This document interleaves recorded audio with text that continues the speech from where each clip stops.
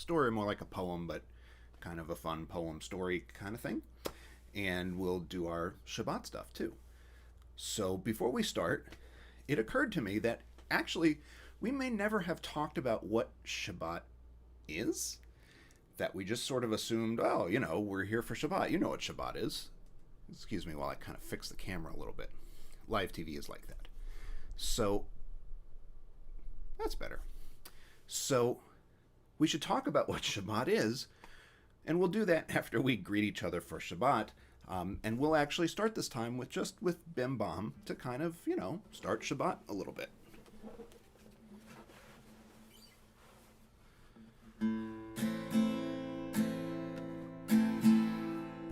Bim bam, bim bim bim bam, bim bim bim bim bim bam, cheery berry berry bim bam, bim bim bim bam, bim bim bim bim bim bam, bim bam, sing along, bim bim bim bim bim bam, cheery berry berry bim bam, bim bim bim bam, bim bim bim bim bim bam.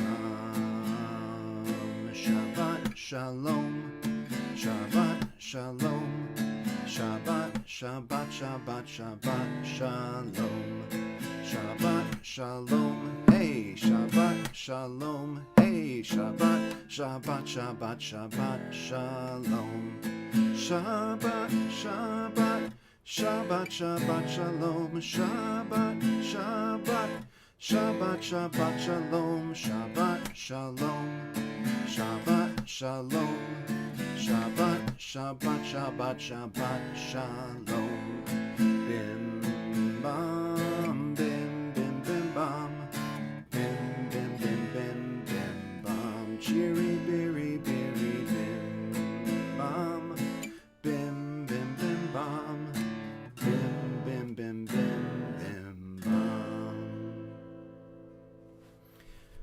So we greeted each other for Shabbat, but we haven't talked very much about what Shabbat is or what the word means.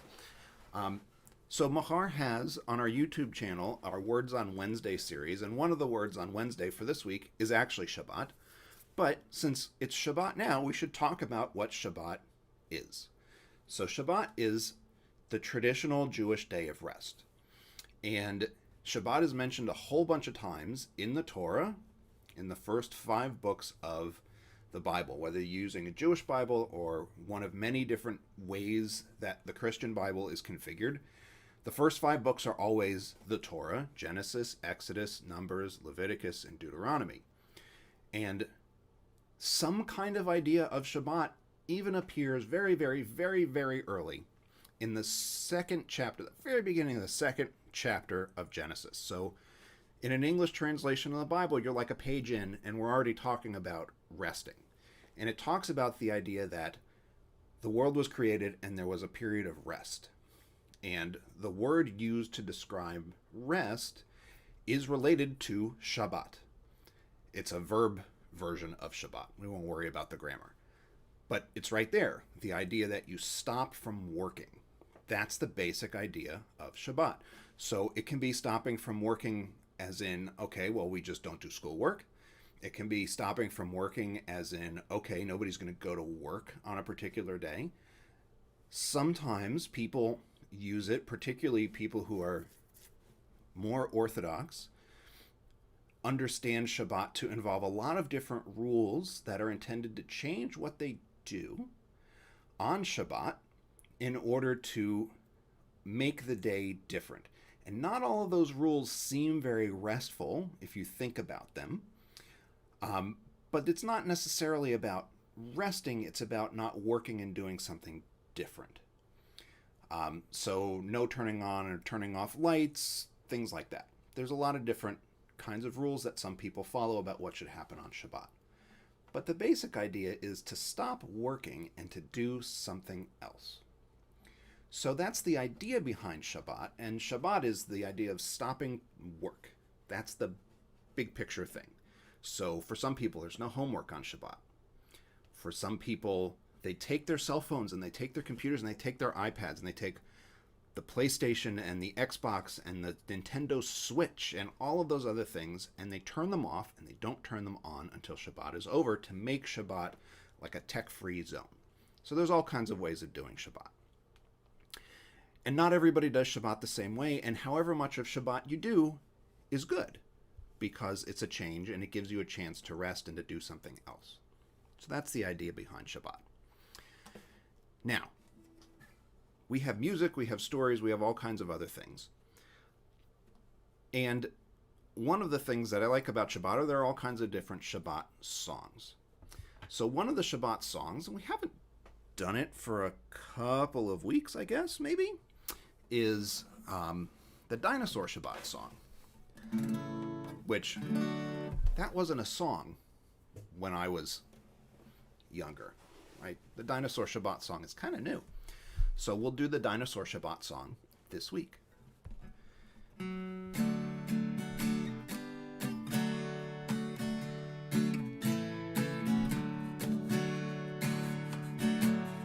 There's a dinosaur knocking at my door.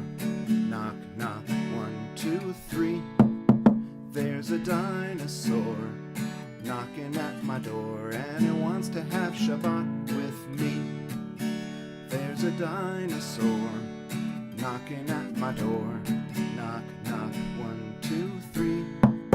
There's a dinosaur knocking at my door, and they wanna have Shabbat with me. Wants to light the candles, wants to drink the wine, wants to eat the challah, does it every time.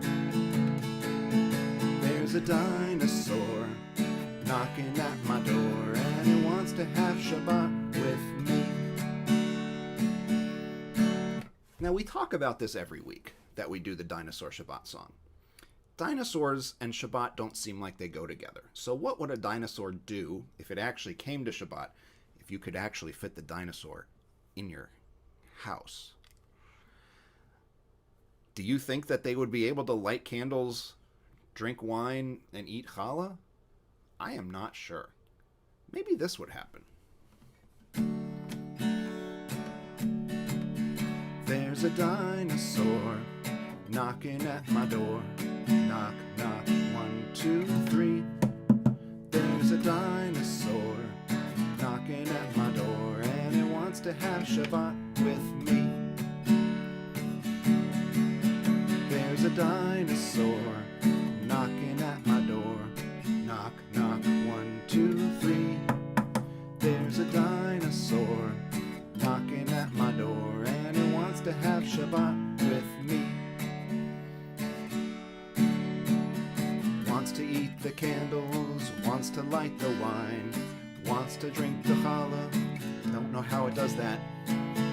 We're a dinosaur. There's a dinosaur knocking at my door, and he wants to have Shabbat with me and you and he and she and they and us and everyone in the whole wide world. So I hope a dinosaur doesn't come for your Shabbat. First of all, if there's a dinosaur that comes to Shabbat, we've got some real work for scientists to do to figure out how that even happened. But I think a dinosaur at Shabbat would make a pretty big mess.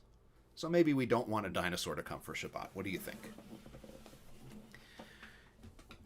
Do you think you'd want a monkey to come for Shabbat? I don't know if the monkey would come for Shabbat, but I do have a story about a monkey and a horse. And, well, actually, there's a few monkeys in this story. So this story is called The Horse and the Monkeys. And it's an old Yiddish story by an author named Der Tunkeler, Yosef Tunkel. And Tunkeler means the dark one. And if you're hearing this story as a kid, it can mean one thing. If you're hearing this story as an adult, it can mean another thing. So you might want to get your adult, parent, grandparent, whoever, grab the adult, and you can both listen to this story, and we'll see, you can discuss what you think the story is about. So here we go. And it's a poem/story. It's only a couple pages long. In a meadow undisturbed, grazed a horse quite unperturbed. But not far off, need I say more, there roamed a pack of monkeys 4. They thought they'd try and take a ride upon the horse's back and sides. Soon the foursome all, of course, was sitting astride upon the horse. Clinging to his mane and tail, they gave a shriek, a scream, a wail, thought Mr. Horse while keeping mum. Of this, I fear, no good can come. 4 monkeys sounds like a lot of trouble. He jerked, he jumped, he spun around and tried to shake him to the ground. But each devilish little monkey guest held and held and held on fast. The horsey liked this not at all. He reared up, hoping they'd fall. But that old gang, they held on tight to mane and neck, as if for spite. Eek! I fear they're killing him, scraping, scratching up his skin, biting, tearing him up, laughing, joking, acting fresh. From sorrow, pain, and misery, the poor dear falls down to his knees. The monkeys turn things upsy-daisy and nearly drive a good horse crazy. What do you think the horse is going to do? Just trying to shake the monkeys off doesn't seem to be working, does it? And these are bad monkeys. Well, he must take a different tack. He lets himself down on his back and rolls around. The gang goes flying, yowling, screaming like they're dying. But soon, as Mr. Horse stands up, the monkeys 4 are back on top. Tearing again at his horsey hide, they'll ruin him yet, and woe betide. But now a new plan makes him quiver. Giddy up! And to the river. How those 4 monkeys did totter when he drove into the water. Back in the field, the horsey savors all the pasture's tasty flavors, while the poor little monkeys, sick and wet, look back on a caper they soon won't forget. These are not nice monkeys, are they? Not nice monkeys at all. Now, take some time with your adult, maybe not today, but sometime. Take some time and talk about what that story means to you and what that story might mean to your adult, because adults have different ways of looking at the same thing, and maybe they'll come up with a different understanding of it than you did. Something that is kind of interesting to know, though, about monkeys. Here's why the horse running to the river is actually a good plan to get rid of the monkeys. Horses can sometimes swim across rivers, and they're tall, so they can go pretty deep in a river. Monkeys can't swim. Monkeys have so much muscle that they can't really swim, and they'll probably sink if they get in a river. So this is a good plan for the horse to get rid of the monkeys, because the wet monkeys know that they can't really go in the river with the horse. So this is a good plan, just in case you were wondering why a horse might run to the river with monkeys. You got to ask yourself what monkeys are doing bothering a horse too, I guess. But, you know, it's a story, so we'll just kind of suspend disbelief a teeny tiny bit. So we've had a story. We've talked about what Shabbat is. We talked about the dinosaurs coming from Shabbat and how that's a bad idea. So we should actually do a little Shabbat now with our candles and our challah and our wine. So if you have those things, or things that are like them, go get them, or have your adult bring them to you. And instead of you lighting candles, probably have your adult light candles, unless your adult lets you light candles on your own, in which case, be careful. And I have wooden ones, wooden everything, so that I don't make too much of a mess. And also so that when I blow out the candle, sometimes the smoke detector goes off. And it's very loud and it doesn't make for a good video, so we won't use real candles for me. Now I know some of you have carrot sticks or celery sticks or whatever, and you can pretend to have all of those pieces in whatever way you want. Because we're here as much to learn as we are to really, really, really light candles and all that other stuff. So, I know, I snuck learning in, and you want to be done with school. Sorry. So, we'll start with our candles. And there's a lot of different blessings for candles that you can say. We'll use the one that I usually use most weeks because we're trying to learn a good solid set of blessings. And our blessing goes like this. Nivarech et haor ba'olam, nivarech et haor ba'adam, nivarech et haor shel Shabbat. Let us bless the light in the world. Let us bless the light in humanity. Let us bless the light of Shabbat. And if you have wine, I don't have wine, they're wooden, but if you have wine or you have a drink and you want to use it for this, I would have a drink, but I left my coffee in the other room, so I don't have a drink with me right now. Yeah, I drink coffee in the afternoon. Adults probably shouldn't be drinking coffee in the afternoon, but I do. So here's our blessing for wine or whatever you manage to find. Nivarech et borei pri hagafen, let us bless those who create the fruit of the vine. And if you have challah or bread or something like that, go ahead and grab that. I have my usual wooden, not really challahs. They don't even look braided, right? They just kind of look like sliced bread. Nivarech et hamotziim lechem min haaretz, let us bless those who bring forth bread from the earth.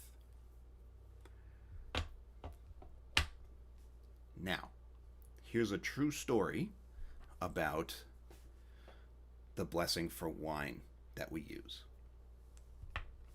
So we said, or I said, Nivarech et borei pri hagafen, let us bless those who create the fruit of the vine. And somebody said to me, you know, that's not the best word to use in Hebrew, borei. Because in biblical Hebrew, the only thing that creates anything is the character of the God of Israel. And in modern Hebrew, people still don't do that. They don't do the verb borei, the action of creating, with that word in Hebrew, because it's sarcastic. It means making something from hocus pocus. So maybe we'll change the blessing in a little bit, but it's a chance to learn a little bit more about Hebrew and about how modern Hebrew, how Israelis' Hebrew is very different from the way we use Hebrew in the United States for doing things like having Shabbat. So language changes all the time, and this is a difference in how language gets used by Americans versus Israelis, by modern people versus ancient people, because Hebrew hasn't changed so much.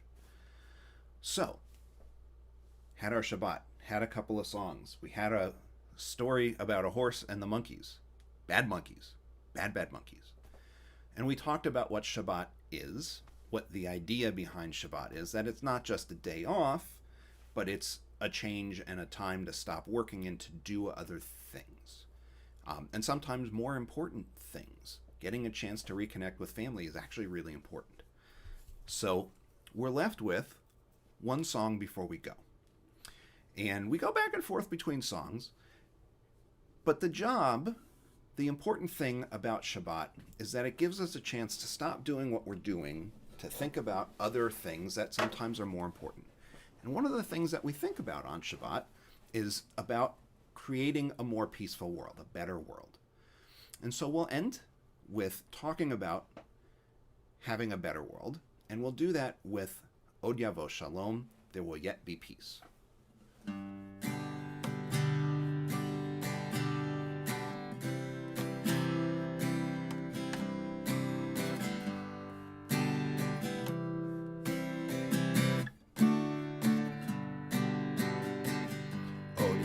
Shalom Aleinu, Od Yavo Shalom Aleinu, Od Yavo Shalom Aleinu, Ve'al Kulam.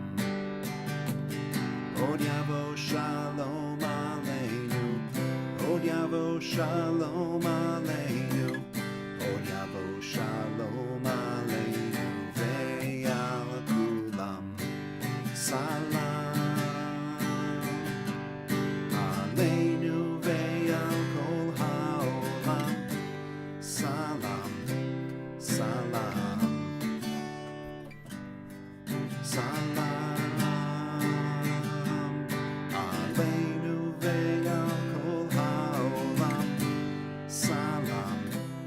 salam. Od yavo shalom aleinu. Od yavo shalom aleinu. Od yavo shalom aleinu. Ve'al kulam. Od yavo shalom aleinu. Od yavo shalom aleinu. Od yavo shalom aleinu. Ve'al kulam. Salam aleinu ve'al kol ha'olam. Salam, salam, salam aleinu ve'al kol ha'olam. Salam, salam. Od yavo shalom aleinu. Od yavo shalom aleinu. Od yavo shalom aleinu ve'al kulam. Od yavo shalom aleinu. Od yavo shalom aleinu. Od yavo shalom aleinu ve'al kulam. Thanks for joining me for our fast Shabbat. Looks like it's about 22 minutes. Not bad. Okay, so thanks for joining me. I hope that you have a Shabbat Shalom, a peaceful Shabbat, and that you remember that the point of Shabbat is to give us some rest so that we're ready to work for a better world when the new week starts. I hope I'll see you again soon. Shabbat Shalom.